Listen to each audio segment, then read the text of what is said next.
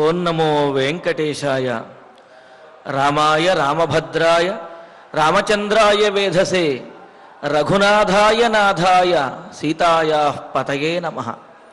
జగన్నాథుడైనటువంటి వెంకటరాముని యొక్క అనుగ్రహంతో భక్తులందరూ కూడా ధర్మపథంలో నడవాలి అని, ధర్మ తత్పరత భక్తుల యొక్క మనస్సులలో మెలగాలి అని ఆకాంక్షిస్తూ తిరుమల తిరుపతి దేవస్థానం వారు శ్రీవారి సమక్షంలో నిర్వహిస్తున్నటువంటి ధర్మపథమైన శ్రీమద్ రామాయణం అయోధ్యకాండ ప్రవచన పారాయణ కార్యక్రమంలో నేటికి మనం 234వ రోజులోకి ప్రవేశించాము. మరి ఈ కార్యక్రమాన్ని శ్రీ గురు ధ్యానపూర్వకంగా ఆచార్యుల వారితో కలిసి అందరము కలిసి ఈ కార్యక్రమాన్ని సత్సంకల్పంతో ప్రారంభించుకుందాము. శ్రీ గురు ధ్యానం. గురుర్బ్రహ్మా గురుర్విష్ణు గురుర్దేవో మహేశ్వరః గురుః సాక్షాత్ పరం బ్రహ్మ తస్మై శ్రీ గురవే నమః. శ్రీనివాస ధ్యానం. శ్రీ వెంకటాద్రినిలయః కమలాకాముక పుమాన్ అభంగుర విభూతిర్నః తరంగయతు మంగళం. అధ సంకల్పః శ్రీమదాదివరాహ క్షేత్రే విరాజమానస్య శ్రీ పద్మావతి జానేః అఖిలాండ కోటి బ్రహ్మాండ నాయకస్య శ్రీరామచంద్ర రూపాంతరస్య భగవతః శ్రీ వెంకటేశ్వర స్వామినః సన్నిధౌ హనుమత్ సీతా లక్ష్మణ భరత శత్రుఘ్న పరివార సమేత శ్రీరామచంద్ర పరబ్రహ్మణః పరిపూర్ణానుగ్రహేణ అస్మిన్ భువనే సమస్తాధివ్యాధీనాం నివారణార్థం భారతవర్షే విద్యా విత్త వాణిజ్య కృషి వైద్య వైజ్ఞానిక దేశ రక్షణాదిరంగేషు విద్యమానానాం ఆస్తిక మహాజనానాం సర్వేషాం సకుటుంబానాం ఆయురారోగ్య ఐశ్వర్య సద్బుద్ధి ఇత్యాది సర్వశుభ ఫల ప్రాప్త్యర్థం ధర్మాచరణ ద్వారా శ్రీరామరాజ్యస్య పునర్వ్యవస్థాపనార్థం ఉద్యోగార్థినాం సముచితోద్యోగ ప్రాప్త్యర్థం దంపతీనాం అనుకూల దాంపత్య సిద్ధ్యర్థం సంతానస్య పితృవాక్య పరిపాలనానుకూల బుద్ధి ప్రచోదనార్థం సకల కార్య సిద్ధ్యర్థం గో సంరక్షణార్థం చ శ్రీమద్వాల్మీకి రామాయణే అయోధ్యాకాండే యథాశక్తి శ్లోక వ్యాఖ్యాన పురస్సరం 24 సర్గ శ్లోక పారాయణం తథా శ్రీధన్వంతరి మంత్ర పారాయణం చ అన్యోన్యసహాయేన ఆచార్య ముఖేన కరిష్యామహే. శ్రీ వాల్మీకి ప్రార్థనా. కూజంతం రామ రామేతి మధురం మధురాక్షరం ఆరుహ్య కవితా శాఖాం వందే వాల్మీకి కోకిలం. శ్రీ ఆంజనేయ ప్రార్థనా.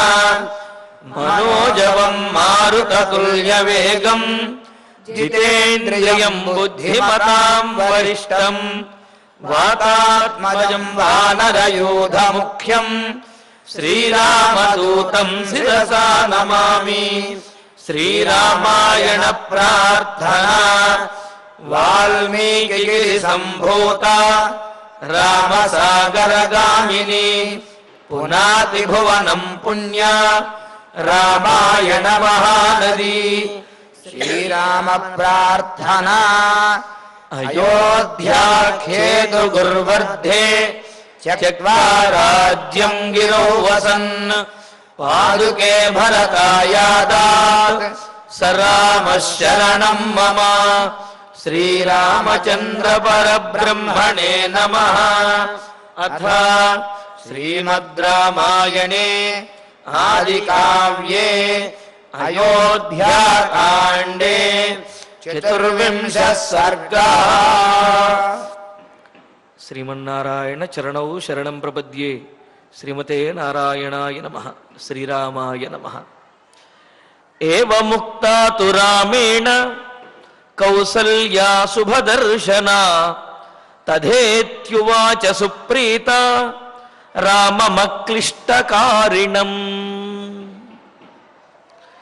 రామచంద్రమూర్తి తాను వనవాసానికి బయలుదేరదలిచి మరి కౌసల్యాదేవిని లక్ష్మణస్వామిని ఇరువురిని కూడా సమాధానపరుస్తూ ఉన్నాడు.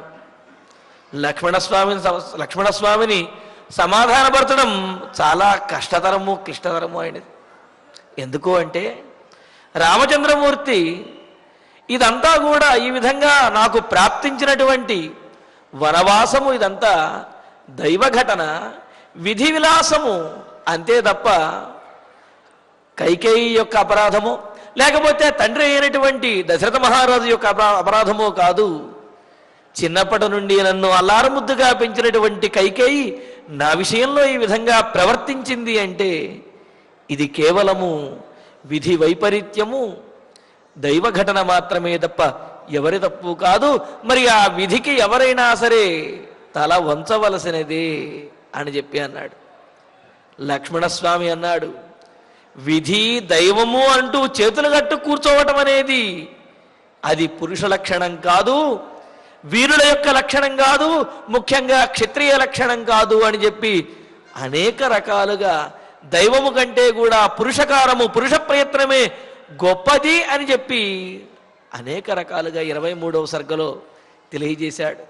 తెలియజేస్తే ఆ విషయాన్ని రామచంద్రమూర్తి, నాయన పురుష ప్రయత్నం లేనిదే దైవం అనుకూలించదు, దైవాన్ని ఒక్కదాన్నే నమ్ముకుంటే కూడదు, పురుష ప్రయత్నం కూడా చెయ్యాలి అనే విషయం నాకు కూడా తెలుసయ్యా.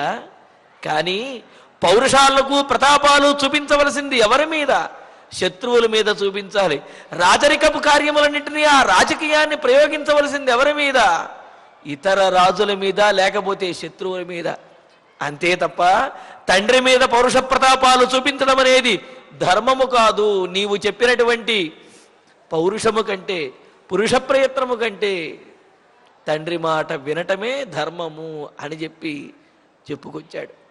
మరి ఈ సందర్భంలో మనకు అనిపిస్తుంది, ఏమండి దైవఘటన గొప్పదా లేకపోతే పురుష ప్రయత్నము గొప్పదా అని అంటే రెండూ ఉండవలసినవే అని చెప్పి మనకు శాస్త్రంలో చాలా స్పష్టంగా తెలియజేశారు. ఎందుకు అంటే మహాభారతంలో చెబుతూ నాబీజం జాయతే కించిత్ నబీజేన వినాఫలం బీజాద్బీజం ప్రభవతి బీజాదేవ ఫలం స్మృతం అని చెప్పి అంటూ ఒక ఉత్తమమైనటువంటి క్షేత్రం అనేది ఉన్నది. అంటే బాగా సస్యశ్యామలంగా పంట పండేటటువంటి భూమి, సారవంతమైనటువంటి భూమి. మరి ఆ సారవంతమైనటువంటి భూమి పండాలంటే ఏమి చేయాలి? అందులో విత్తనములు వేయాలి. విత్తనములు వేస్తే గాని ఆ భూమి మొలకెత్తి అది చక్కటి పంటను ఇవ్వదు. అంతే కదా? అలాగే ఒక చక్కటి విత్తనములు అవి నాటిన వెంటనే బాగా వృద్ధి చెంది పుష్పించి ఫలించి చక్కటి ఫలసాయాన్ని ఇచ్చేటటువంటి అంత గొప్ప బీజములు. కానీ ఆ బీజములు క్షేత్రములో కనుక నాటలేదనుకోండి, వాటి వల్ల ప్రయోజనం ఉంటుందా? ఉండదు కదా. ఏ విధంగా అయితే సుక్షేత్రంలో నాటబడినటువంటి చక్కటి బీజము వృద్ధి చెంది ఫలాన్ని అందిస్తుందో అదేవిధంగా పురుష ప్రయత్నము, అదేవిధంగా దైవానుకూల్యము, ఈ రెండూ కూడా ఉండాలి. అంటే ఏమిటి? ఒక్క బీజము వల్లే ఫలసాయము రాదు, ఒక్క క్షేత్రము వల్లే ఫలసాయము రాదు. బీజము క్షేత్రము యందు నాటినప్పుడే ఆ ఫలం అనేది వస్తుంది. అదేవిధంగా కేవలము పురుష ప్రయత్నం వలనే కార్యములు సఫలమవు, కేవలము దైవం వలనే కార్యములు సఫలమవు. మరి ఎలాగా? పురుష ప్రయత్నముతో కూడినటువంటి దైవానుకూలం ఎక్కడైతే ఉంటుందో, లేకపోతే దైవానుకూల్యముతో కూడినటువంటి పురుష ప్రయత్నం ఎక్కడైతే ఉంటుందో అక్కడ ఫలమనేది వస్తుంది. కావున కేవలము పురుష ప్రయత్నమో లేకపోతే కేవలము దైవ బలమో అనుకోటే కాదు, రెండూ ఉండవలసినదే అనే విషయాన్ని స్పష్టంగా తెలియజేస్తూ, అయితే ఇక్కడ పురుష ప్రయత్నము దైవము ఈ రెండింటికంటే కూడా తండ్రి గారి మాట వినవలసినటువంటి ధర్మం ఏదైతే ఉందో ఆ ధర్మానికే నేను తల వంచుతాను, ఆ ధర్మాన్నే నేను దైవంగా భావిస్తాను, కావున ఇది దైవ ఘటనగా నేను చెబుతున్నాను అని చెప్పి రామచంద్రమూర్తి చెబుతూ, అందులోనూ కూడా ఇక్కడ దశరథ మహారాజు వద్ద పురుష ప్రయత్నం అంటే పౌరుషాన్ని చూపించడం అనేది ఏమాత్రము కూడదు అని చెప్పి అన్నారు. మరి ఆచార్యుల వారి యొక్క మాటల్లో కూడా మనం చాలా సయుక్తికంగాను సప్రమాణంగాను కూడా రామచంద్రమూర్తి చెప్పినటువంటి మాటలను విన్నాం. లక్ష్మణస్వామి అన్ని రకాలుగా అన్ని విధాలుగా చెబితే నువ్వు అలా కూర్చుని ఉండి చాలు, నేను చూసుకుంటాను మొత్తం అని చెప్పి అంటే అన్నిటికీ చెప్పినటువంటి దానికి ఒక్క శ్లోకంలో సమాధానం చెప్పి లక్ష్మణస్వామి మాట్లాడకుండా చేశాడు రామచంద్రమూర్తి. అంతే కదా, ఉత్తరోత్తర యుక్తౌచ వక్త వాచస్పతిర్యథ అని చెప్పినట్లుగా రామచంద్రమూర్తి ఆయనలో ఉన్నటువంటి ఆ వాక్పటుత్వం అంత గొప్పదనమాట. పైగా తండ్రిని నిందించడము, తండ్రి మీద దాడి చేస్తానడము, ఎదురు తిరుగుతానడం, ఇవన్నీ కూడా రామచంద్రమూర్తికి కోపాన్ని తెప్పించేవి. అయినప్పటికీ కూడా తమ్ముడి యొక్క మాటలలో ఉన్నటువంటి ఆ ప్రేమను పాటించి, ప్రేమను అర్థం చేసుకుని, తమ్ముడికి తన మీద ఉన్నటువంటి ఆ ఆదరాన్ని అర్థం చేసుకుని, అనుచితంగా లక్ష్మణస్వామి మాట్లాడుతున్నాడు అని తెలిసినప్పటికీ కూడా ఆ అనౌచిత్యం వెనుక ఉన్నటువంటి ఆదరాన్ని, ఆ ప్రేమను చూచి మెల్లగానే లక్ష్మణస్వామికి చెబుతున్నాడు. పైగా ఆ సమయంలో రామచంద్రమూర్తి కూడా కోపాన్ని తెచ్చుకున్నట్లయితే తన సంకల్పానికి విఘాతం కలగవచ్చును. పైగా లక్ష్మణస్వామి మీద కోప్పడి ఆయన్ని అరిచినట్లయితే కనుక ఈ విషయం నలుగురికి తెలిసి లక్ష్మణస్వామి ఒక్కడే కాదు, అయోధ్యానగరంలో ఉన్నటువంటి ప్రజలందరూ కూడా వచ్చి అడ్డుపడిపోతారు, రాముణ్ణి ఎక్కడికి కదలనేరు. అందుకనే ఎవరు ఎంత ఆవేశపడినప్పటికీ కూడా, ఎంత రెచ్చగొట్టినప్పటికీ కూడా రామచంద్రమూర్తి మాత్రం శాంత చిత్తంతో వారికి సమాధానం చెబుతున్నాడు. మరి ఆ విధంగా లక్ష్మణస్వామికి సమాధానం చెప్పి, లక్ష్మణస్వామి మాటలు విన్నటువంటి కౌసల్యాదేవి కూడా, నాయన నీవు ఎలా అనుకుంటే అలా చెయ్యి, లక్ష్మణుడు చెప్పినటువంటి దాంట్లో కూడా కొంత ఔచిత్యం ఉన్నది కదా అన్నట్లుగా ఆమె చూస్తూ ఉంటే రామచంద్రమూర్తి అంటున్నాడు, కైకేయి చేత దశరథ మహారాజు మోసగించబడ్డాడమ్మా. ఆమె ఏదో వరములు కోరుకుంటుంది, ఆ వరములు ఇచ్చేద్దాము అని చెప్పి అనుకున్నాడు దశరథ మహారాజు. కానీ దశరథునికి పిడుగుపాటు వంటి, దశరథుని యొక్క మనస్సుని కలచివేసేటటువంటి, ప్రాణములు పిండేసేటటువంటి వరాన్ని కోరింది కైకేయి. దాని ద్వారానే హతాశుడైపోయాడు తండ్రి గారు. ఇక ఆ బాధతోటి విలవిలలాడుతూ ఉన్నాడు. ఇప్పుడు నీవు కూడా వచ్చేసావు అంటే తండ్రి గారు ఇంకా బతకరమ్మా, కావున నీవు ఈ అయోధ్యానగరంలోనే ఉండి తండ్రిని సేవించాలి. ఎప్పటి వరకు తండ్రి జీవించి ఉంటాడో అప్పటి వరకు కూడా నీవు ఆ తండ్రి గారిని సేవించవలసినదే, అదే సనాతనమైనటువంటి ధర్మము అని కైకేయికి చాలా గొప్పగా నచ్చజెప్పాడు. నచ్చజెపితే మరి రాముడు చెప్పేవన్నీ కూడా చాలా సప్రమాణంగాను ఒప్పుకునే విధంగానూ ఔచిత్యాన్ని కలిగి ఉండటంతో ఎవరు ఏం మాట్లాడలేరు కదా. అందుకనే ఈ విధంగా రాముడి చేత ఏవముక్తాతు రామేణ కౌసల్య శుభదర్శన అన్నారు. ఇక్కడ శుభదర్శన అని చెప్పి కౌసల్యను సంబోధించారు. కౌసల్య బాధలో ఉన్నది. రాముడు వనవాసానికి వెళ్ళకూడదు అనే ఆ విధంగా రాముడిని అడ్డుకోవాలి అనే సంకల్పంతో ఉన్నది. అయినప్పటికీ కూడా శుభదర్శన అని ఇక్కడ కవి ప్రయోగం చేశారు. ఎందుకు అంటే రాముడు చెప్పినటువంటి మాటలు అలా వినాలి అనిపిస్తుంది. ఆ మాటలలో ఉన్నటువంటి అంతరార్థము, ఆ మాటలలో ఉన్నటువంటి వాస్తవము ఎదుటి వారిని ఒప్పించి తీరుతుందన్నమాట. అందుకనే ఈ విధంగా రాముని చేత బోధించబడినటువంటి శుభదర్శన ఆ కౌసల్యాదేవి మంగళకరమైనటువంటి దర్శనము కలిగినటువంటిదై, రాముడు చెప్పినటువంటి మాటల చేత మనస్సు నిండా ధర్మము నింపుకుని ఉన్నటువంటిదే. అంటే ఆమె ధర్మపరమైనటువంటి బుద్ధి కలిగినప్పటికీ కూడా ఆ క్షణంలో కలిగినటువంటి బాధ వల్ల ధర్మాన్ని తప్పి అయినా సరే రాముణ్ణి అయోధ్యానగరంలోనే ఉంచాలి అనుకుంది. కానీ రామచంద్ర తాను లేకపోతే తాను రాముడితో పాటు బయలుదేరదాము అనుకుంది. కానీ రాముడు చెప్పినటువంటి మాటలు పూర్తిగా ధర్మబద్ధంగా ఉండటంతో ఆ ధర్మానికి కట్టుబడిపోయింది కౌసల్య. అందుకని ఏమన్నారు, శుభదర్శన, శుభప్రదమైనటువంటి ధర్మబుద్ధితో కూడినటువంటి మనస్సుతో ఉండి అలాంటి చూపులతో ఉన్న నిజమేగయ్యా, నువ్వు చెబుతున్న మాట నిజమే కదా అని అన్నట్లుగా రాముని యొక్క మాటలకు అనుకూలమైనటువంటి చూపులతో కూడినటువంటి ఆ కౌసల్యాదేవి సుప్రీత, మిక్కిలి సంతోషించినటువంటిదై. ఎందుకండి సంతోషించడము అంటే, తన కుమారుడిలో ఉన్నటువంటి ఆ స్థైర్యాన్ని, ఆ ప్రజ్ఞను చూచి, అంటే ఏమిటి, లక్ష్మణుడు ఎంత రెచ్చగొట్టినా, అదేవిధంగా ఆ సింహాసనాన్ని నీకు కట్టబెడతాను అని చెప్పినప్పటికీ కూడా రాముడు ఏమాత్రమో దానికోసం ఆశ పడకపోవటము, తండ్రి మాట కోసం తాను ఎంతటి కష్టాన్నైనా భరించడానికి సిద్ధమవ్వటము, తల్లి అయినటువంటి కౌసల్యకు కూడా పెద్దదాన్నైనటువంటి నేను ఆలోచించలేనటువంటి అంత గొప్ప ధర్మములను నా కలుపున పుట్టినటువంటి రామచంద్రమూర్తి ఇంత గొప్పగా ఆలోచిస్తున్నాడే, ఇంత స్థిరమైనటువంటి చిత్తంతో ఇంత స్పష్టంగా ప్రతిపాదిస్తున్నాడే అని ఆ ధర్మానికి లొంగిపోయి రాముడు చెప్పినటువంటిదే ధర్మము అని ఒప్పుకున్నటువంటిదే సుప్రీత, సంతోషించినటువంటిదైన. సంతోషము అంటే రాముడు చెప్పినటువంటి మాటలకి ఆమె కొంత మనస్సు ఊరట చెందింది. అంటే ధర్మానికి అనుకూలంగా ఉండాలి, ఇదే ధర్మము, కష్టమైనప్పటికీ కూడా ధర్మాన్నే పాటించాలి అనే ఆలోచన కలిగింది. మరి ఆ ధర్మాన్ని పాటించాలి అనే ఆలోచన ఎప్పుడైతే కలుగుతుందో ఆ ధర్మాన్ని పాటించేటప్పుడు కష్టమైనప్పటికీ కూడా అది ఆనందాన్ని కలుగజేస్తుంది, అది ఆత్మవిశ్వాసాన్ని పెంచుతుంది. అందుకనే అంటున్నాడు ఇక్కడ సుప్రీత, ప్రీతి చెందినదే. ఎందుకని ఆ రాముని యొక్క మాటల చేత కొంత మనస్సుని సర్ది చెప్పుకుంటున్నటువంటిది. అక్లిష్టకారిణం, ఏ పనినైనా సరే సులువుగా చేయగలిగినటువంటి వాడు, సర్వసమర్థుడైనటువంటి వాడు అని. ఎందుకు అంటే ఇక్కడ అక్లిష్ట కారణం అని చెప్పడంలో ఉద్దేశం ఏమిటి అంటే, రాముడు తలుచుకుంటే రాజ్యాన్ని పొందడం అనేది పెద్ద విషయము కాదు.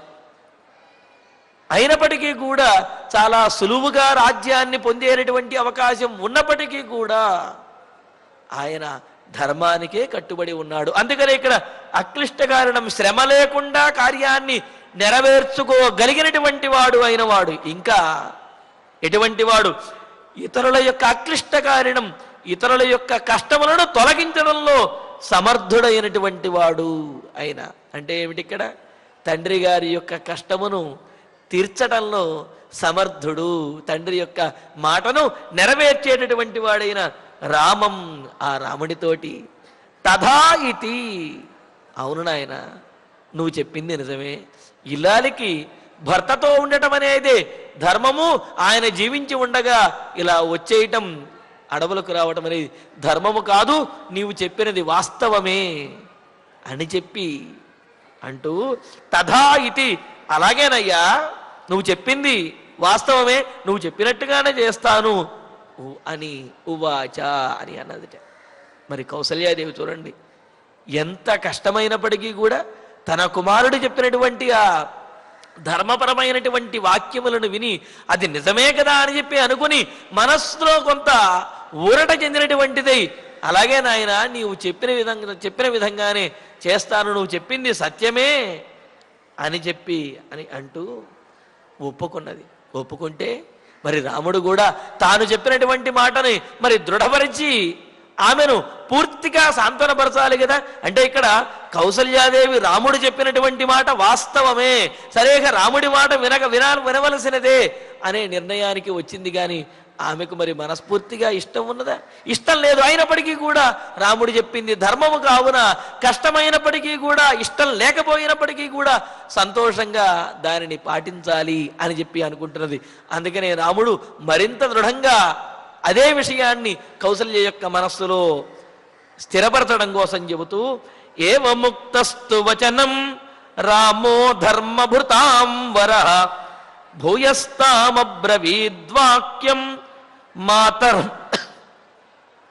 మాతరం భృషదుఃఖితాం. ఈ విధంగా ఏవం వచనం ముక్త, ఇలాగా తల్లి అయినటువంటి కౌసల్య చేత చెప్పబడిన, అంటే తన మాటకు అనుగుణంగా తల్లి కూడా ఒప్పుకొని ఆమె చెప్పినటువంటి మాటలను విని, అంటే నీవు చెప్పినట్టుగానే చేస్తాను నాయన, ఇక తప్పుతుందా అని అన్నట్లుగా, నువ్వు చెప్పింది ధర్మం కావున చేయగలిగింది ఏముంది అని ఆమె కష్టంగా ఉన్నప్పటికీ కూడా సంతోషంగా చేయడానికి సిద్ధపడగా, ధర్మభృతాంబర, ధర్మాన్ని భరించడంలో, ధర్మాన్ని ఆచరించడంలో, ధర్మాన్ని పోషించడంలో, నిలబెట్టడంలో, రక్షించడంలో సర్వసమర్థుడైనటువంటి ధర్మస్వరూపుడైనటువంటి ఆ రామచంద్రమూర్తి భృషదుఃఖితాం, మిక్కిలి దుఃఖంతో ఉన్నటువంటిది. అదేమిటండి మిక్కిలి దుఃఖం ఏమిటి? రాముడు చెప్పింది ధర్మమే అని ఒప్పుకుంది కదా అని అంటే, మరి ఒప్పుకున్నది అంటే ఆచరించాలి. ఇంతకుముందే అనుకున్నాం కదా, కౌసల్యకు ఇష్టము లేకపోయినప్పటికీ, అది కష్టమైనప్పటికీ కూడా రాముడు చెప్పినటువంటి మాట వాస్తవం కాబట్టి చెయ్యక తప్పడం లేదు. కష్టమైనా ఇష్టపడి చెయ్యవలసినటువంటి పరిస్థితి. దాంతో దుఃఖముగాను ఉంది. ఒకంత దుఃఖం, అయ్యో రాముడు వెళ్ళిపోతున్నాడే అనే దుఃఖము, ఒకంత తాను ధర్మాన్ని ఆచరిస్తున్నాను, తన కుమారుడు ఇంత ఉదాత్తమైనటువంటి ఉన్నతమైనటువంటి మహోన్నతమైనటువంటి వ్యక్తిత్వం కలిగినటువంటి వాడు అనే ఆనందము. ఇలాగా ఒకంత దుఃఖము, మరొకంత ఆనందము, ఈ రెండితో కూడి ఆ ధర్మాన్ని ఆచరించడానికి కష్టమైనా సరే సిద్ధమైనటువంటి ఆమెను, మిక్కిలి దుఃఖంతో ఉన్నటువంటి ఆమెను భోజ వాక్యం అబ్రవీత్, మరలా తాను చెప్పదలుచుకున్నటువంటి విషయాన్ని చెబుతూ ఉన్నాడు రామచంద్రమూర్తి. ఏమని? మయా చైవ భవత్యాచ కర్తవ్యం వచనం పితుః రాజా భర్త గురుశ్రేష్ఠ సర్వేషామీశ్వర ప్రభుః. అమ్మా, వినాలి అంటే ఏదో నేను చెప్పాను కాబట్టి వినడం అని కాదమ్మా. కొడుకు చెప్పాడు, కొడుకు మీద ఉన్నటువంటి ప్రేమతోటి కొడుకు ధర్మాన్ని బోధించాడు కావున ఇంత గొప్పగా చెప్పాడు అని వినటమే కాదమ్మా. నీవే కాదు, తండ్రి గారి యొక్క మాట నేను వినాలి, నువ్వు వినాలి, రాజు కావున ఈ రాజ్యంలో ఉన్నటువంటి వారందరూ వినాలి అని అంటూ, ఇది మన అంటే తండ్రి మాట వినడం మన కర్తవ్యం. అంటే ఇది నా కర్తవ్యం కాదు, మనందరి కర్తవ్యం. ఆ ధర్మం కోసమే నేను ఇన్ని విధాలుగా నీకు ఇంత నచ్చ చెబుతున్నాను తప్ప నీ మనస్సుని కష్టపెట్టడం ఏమాత్రము నా ఉద్దేశ్యం కాదు తల్లి. మరి తండ్రి గారి మాట వినడం మన కర్తవ్యం అని అంటూ, మయా చైవా, నేను వినాలి, నా చేత తండ్రి గారి యొక్క ఆజ్ఞ పాటించబడాలి.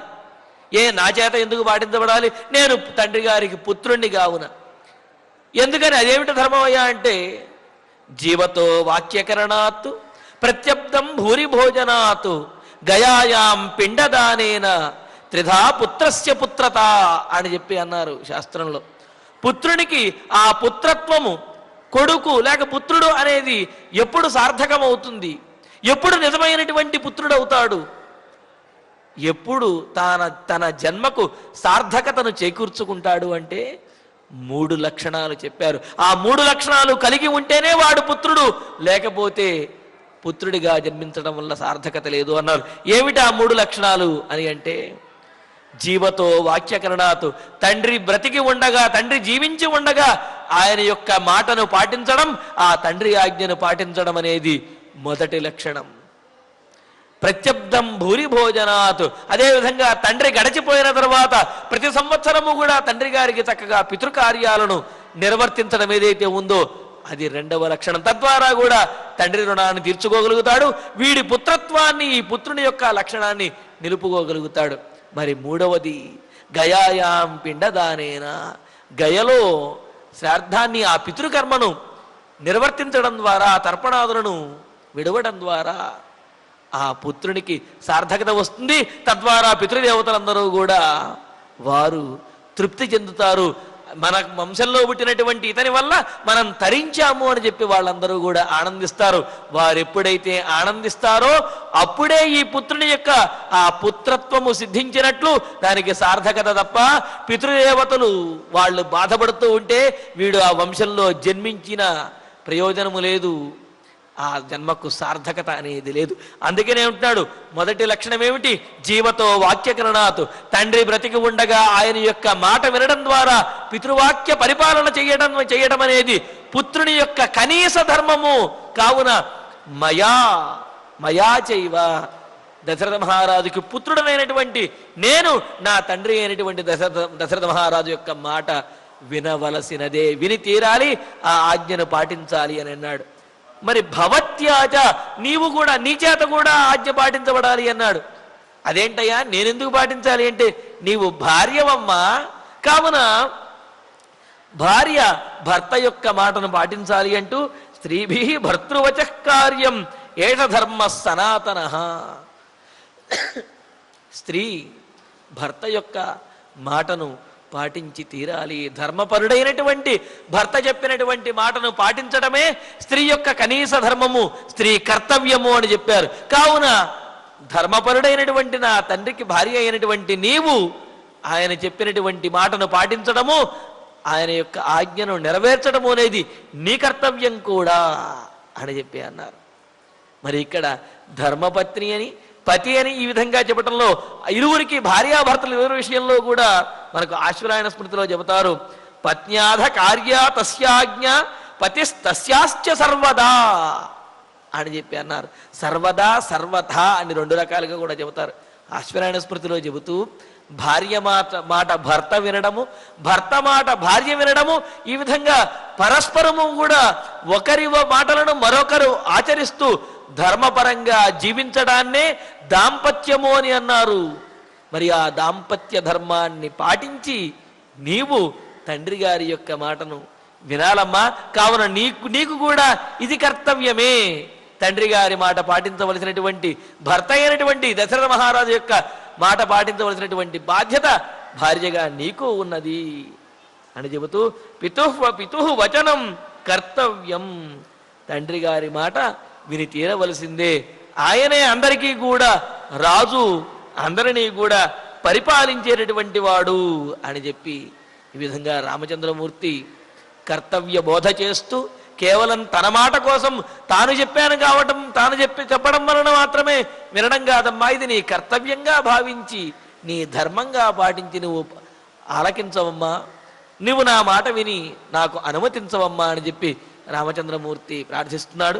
మరి ఈ సర్గలో ఒక 2-3 శ్లోకాల్లో కౌసల్యాదేవి రామచంద్రమూర్తికి అనుమతి ఇస్తుంది, రామచంద్రమూర్తిని బయలుదేరదీస్తుంది అన్నమాట. ఆ విశేషాలను రేపటి ప్రవచనంలో తెలుసుకుందాము. ఇక ఇప్పుడు ఆచార్యుల వారి ద్వారా శ్లోకాలను పారాయణ చేసుకుందాము.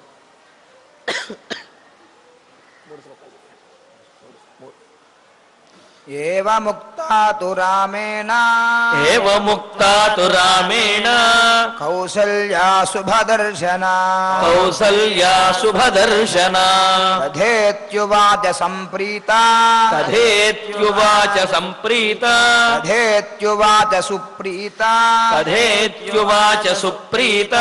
రామమక్లిష్టకారిణం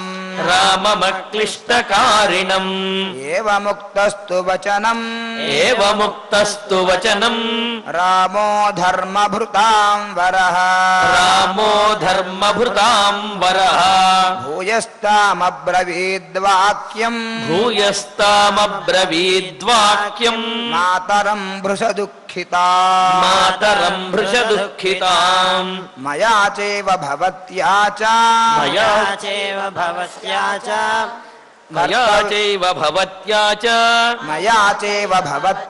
చ కర్తవ్యం వచనం పితుః రాజా భర్తా గురుశ్రేష్ఠః సర్వేషామీశ్వర ప్రభుః ఇత్యార్షే శ్రీమద్ రామాయణే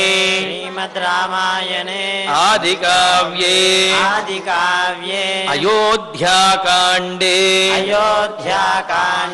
చతుర్వింశే సర్గే శ్లోకత్రయం ఫలశ్రుతి నుండి మంగళాంతం వరకు అందరము కలిసి ఆచార్యుల వారితో కలిసి పారాయణ చేసుకుందాము. ఫలశ్రుతి ఆయుష్యమారోగ్యకరం యశస్యం సౌభ్రాతృకం బుద్ధికరం సుఖం చ శ్రోతవ్యమేతన్నియమేన సద్భిః ఆఖ్యానమోజస్కరమృద్ధికామైః. శ్రీరామచంద్ర పరబ్రహ్మణే నమః. అథ ధన్వంతరి ధ్యానం అచ్యుతానంద గోవింద విష్ణో నారాయణామృత రోగాన్మే నాశయా శేషాన్ ఆశు ధన్వంతరే హరే. ఆరోగ్యం దీర్ఘమాయుష్యం బలం తేజోధియం శ్రియం స్వభక్తేభ్యోనుగృహంతం వందే ధన్వంతరిం హరిం. ధన్వంతరేరిమం శ్లోకం భక్త్యా నిత్యం పఠంతి యే అనారోగ్యం న తేషాం స్యాత్ సుఖం జీవంతి తే చిరం. ఓం నమో భగవతే వాసుదేవాయ ధన్వంతరయే అమృతకలశహస్తాయ వజ్రజలౌకహస్తాయ సర్వామయ వినాశనాయ త్రైలోక్యనాథాయ మహావిష్ణవే స్వాహా. ఓం వాసుదేవాయ విద్మహే సుధాహస్తాయ ధీమహి తన్నో ధన్వంతరి ప్రచోదయాత్. అధ నవగ్రహ ప్రార్థనా ఆరోగ్యం పద్మబంధుర్వితరతు నితరాం సంపదం సీతరశ్మిః. భూలాభం భూమిపుత్ర సకల గుణయుతాం వాగ్విభూతిం చ సౌమ్యః. సౌభాగ్యం దేవమంత్రి రిపుభయశమనం భార్గవః. శౌర్యమార్కిః దీర్ఘాయుః సైంహికేయః. విపులతరయసః కేతుః ఆచంద్రతారం. అరిష్టాని ప్రణశ్యంతు దురితాని భయాని చ. శాంతిరస్తు శుభం మేస్తు గ్రహాః కుర్వంతు మంగళం. అధ క్షమా ప్రార్థనా యదక్షరపదభ్రష్టం మాత్రాహీనం చ యద్భవేత్ తత్సర్వం క్షమ్యతాం దేవ నారాయణ నమోస్తుతే.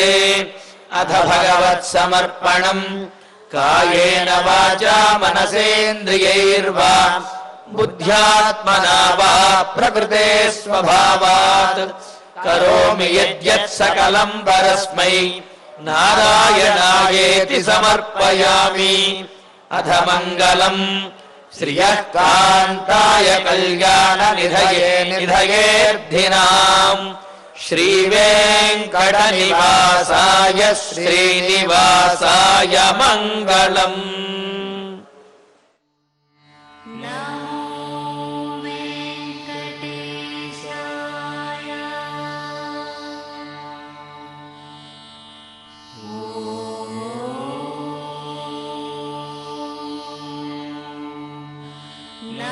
Oh